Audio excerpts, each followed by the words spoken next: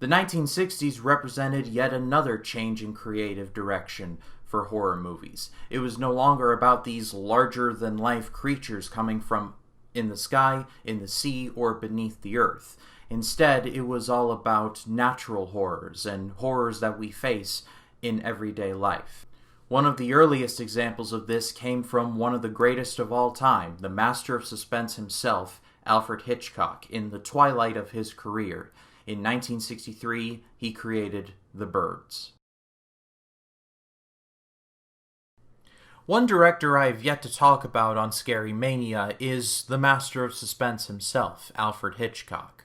But the Master of Suspense dealt in, well, suspense. He never really made any true horror movies, unless you count Psycho, but I've already talked about that movie. Instead, I want to talk about his other true horror movie, The Birds, from 1963.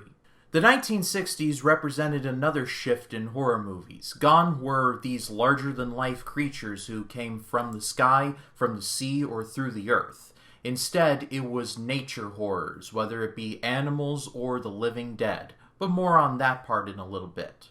The Birds tells the story of a socialite who pursues a romantic interest in a small California town, only for the town to be bombarded by some very, very angry birds. In my research, I found that this movie was supposed to be kind of a horror comedy. One of the original titles was supposed to be Stark Terror, which, that just sounds bizarre. And there were multiple rewrites of the screenplay.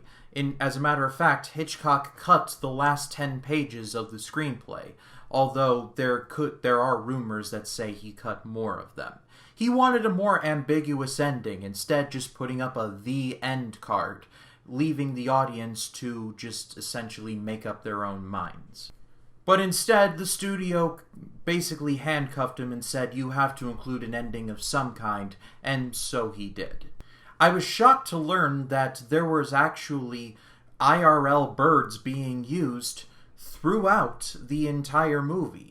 There were mechanical birds, about $200,000 worth, but there were a lot of real birds used. But despite all the stork-raving lunacy, see what I did there, this movie was received very mixed by both critics and audiences.